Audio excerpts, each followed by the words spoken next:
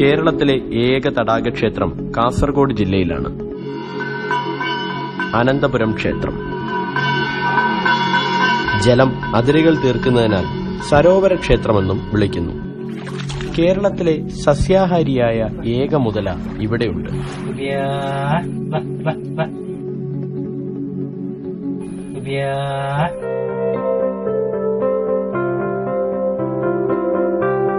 കാസർഗോഡ് നഗരത്തിൽ നിന്നും ദേശീയപാതയിലൂടെ 11 കിലോമീറ്റർ വടക്ക് സഞ്ചരിച്ചാൽ കുമ്പളയിലെത്തും. കുമ്പളയിൽ നിന്ന് 5 കിലോമീറ്റർ അകലത്താണ് അനന്തപത്മനാഭസ്വാമി ക്ഷേത്രം. തിരുവനന്തപുരം പത്മനാഭസ്വാമി ക്ഷേത്രത്തിന്റെ മൂലസ്ഥാനമാണ് അനന്തപുരം ക്ഷേത്രമെന്ന് വിശ്വാസികൾ കരുതുന്നു. അനന്തപുരത്തു നിന്ന് തിരുവനന്തപുരത്തേക്ക് വാക്കുകളുടെ അകലം തീരെ ചെറുതായത് അതുകൊണ്ടത്രേ. തിരുവനന്തപുരം പത്മനാഭസ്വാമി ക്ഷേത്രത്തിലേക്കെന്ന് കരുതപ്പെടുന്ന വലിയൊരു ഗുഹാകവാടമുണ്ട് ക്ഷേത്രത്തിൽ. അനന്തപുരം ക്ഷേത്രത്തിന്റെ അലങ്കാരങ്ങളിലൊന്നാണ് ബബിയ എന്ന മുതല. ക്ഷേത്രത്തോളം പ്രസിദ്ധിയുണ്ട് ബബിയയ്ക്കും. ബ്രിട്ടീഷുകാരുടെ ഭരണകാലത്ത് അനന്തപുരം അവരുടെ താവളമായിരുന്നു.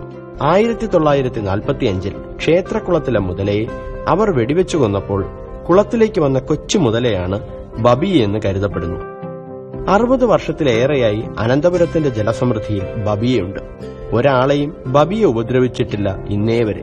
മത്സ്യങ്ങൾക്കും മറ്റ് ജലജീവികൾക്കും ബബിയയോട് ഒട്ടുമില്ല ഭയം. വെജിറ്റേറിയനാണ് ബബിയെന്ന് ക്ഷേത്രാധികാരികൾ പറയുന്നു. അമ്പലത്തിലെ പൂജാരി രാവിലെയും വൈകുന്നേരവും നൽകുന്ന നിവേദ്യച്ചോറാണ് ബബിയയുടെ ആഹാരം. അത് നേർച്ചയായിട്ട് ഭക്തജനങ്ങളെ വഴിപാടായിട്ട് നടത്താറുണ്ട്. ഓരോരുത്തരും ഓരോ ഇഷ്ടാർത്ഥ സിദ്ധിക്ക് വേണ്ടി പ്രാർത്ഥിക്കും. മുതലയ്ക്ക് നൈവേദ്യം, എന്റെ കാര്യം സിദ്ധി ആയാൽ മുതലക്ക് നൈവേദ്യം കൊടുക്കുന്നു തന്നിട്ട് ദൂര ആൾക്കാർ നേർച്ചയായിട്ട് ഇവിടെ വഴിപാട് നടത്താറുണ്ട്. അമ്പലത്തിലെത്തുന്നവരുടെ പ്രധാന നേർച്ചകളിലൊന്നാകുന്നു ബബിയയ്ക്കുള്ള നിവേദ്യം. വൈകുണ്ഠ സദൃശ്യമായ ക്ഷേത്രത്തിന്റെ ചുറ്റുമുള്ള യക്ഷന്മാരും ഗന്ധർവന്മാരും ഒക്കെ താമസിക്കുന്ന ക്ഷീരസാഗരമാണ് തടാകമെന്നും വൈകുണ്ഠത്തിന്റെ കാവൽക്കാരൻ കൂടിയായ വരുണൻ തന്നെയാണ് ഈ മുതലയെന്നുമാണ് വിശ്വാസം. എന്തായാലും അനന്തപുരം ക്ഷേത്രത്തിലെത്തുന്നവർ ബബിയയെയും കാണാൻ ആഗ്രഹിക്കുന്നു. ബബിയയെ കാണാൻ കഴിഞ്ഞാൽ നല്ല കാലം വരുമെന്ന് അവർ വിശ്വസിക്കുന്നു. ആരാധനാലയങ്ങൾ ആത്മീയപൂർണമാവുന്നത് പ്രകൃതിയോടും ജീവജാലങ്ങളോടുമുള്ള ആദരവും സ്നേഹവും കൊണ്ടാണെന്ന് അനന്തപുരവും ബബിയയും സാക്ഷ്യപ്പെടുത്തുന്നു.